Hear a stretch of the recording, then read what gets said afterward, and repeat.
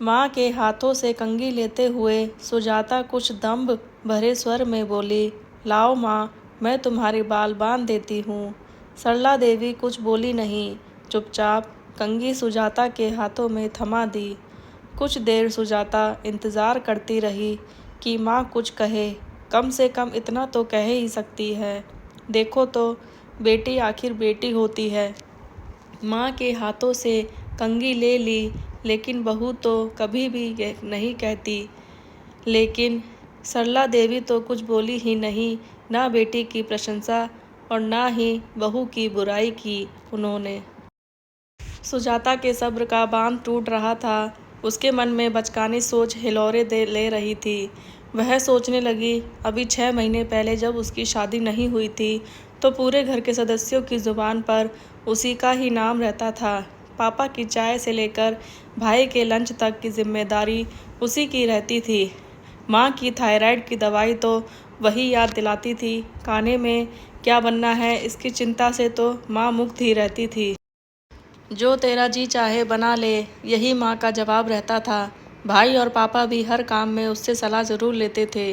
वह शादी करके ससुराल क्या गई और 2 महीने बाद ही भाई की शादी क्या हो गई कि सारे मायने ही बदल गए। जब वह ससुराल में आ रही थी तो रास्ते भर सोचती आई थी कि सभी उसकी कमी महसूस कर रहे होंगे। वो जितना सबका ख्याल रखती थी, भला बहू थोड़े ही रखती होगी।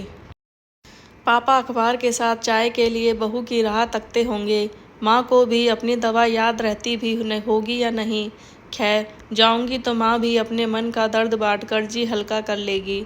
आखिर माँ पापा को बेटी और बहू में फ़र्क तो नज़र आ ही गया होगा। पता नहीं कैसे वे लोग एडजस्ट कर रहे होंगे। यह सोचकर उसका मन भारी हो गया था। लेकिन यहाँ आने पर तो नज़ारा कुछ और ही दिखा। ना पापा के चेहरे पर शिकन, ना माँ के लबों पर बहू की शिकायतें, ना ही भाई के दिलेर स्वभाव में कोई कमी। सबसे बड़ी बात, ना तो किसी ने उसकी कमी महसूस होने की बात कही और ना ही बहू के किसी अवगुणों की चर्चा। उसे यह सब बहुत नागवार गुजर रहा था। आखिर दुनिया कहती है, बहू बहू होती है और बेटी बेटी होती है।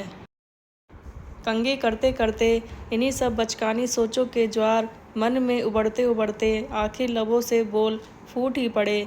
देखो माँ, बहू तो आपको कंघी करते देखकर भी निकल गई, लेकिन मैं आपका बाल बांधने आ गई ना। आखिर बेटी बेटी होती है और बहू बहू होती है।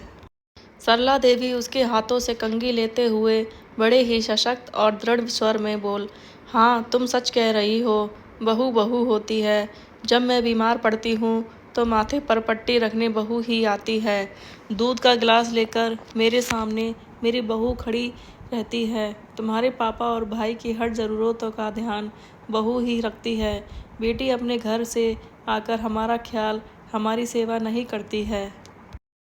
अभी तुम्हारे पास कोई काम नहीं है तो तुम मेरे बाल बांधने आ गईं, क्योंकि सारा काम मेरी बहू संभाल रही है।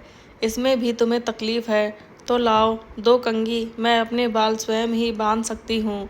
माँ का जवाब सुनकर सुजाता हतप्रभ रह गई। वह सोचने लगी, यह कैसा मायका है, न बेटी की प्रशंसा न बहू की बुराई।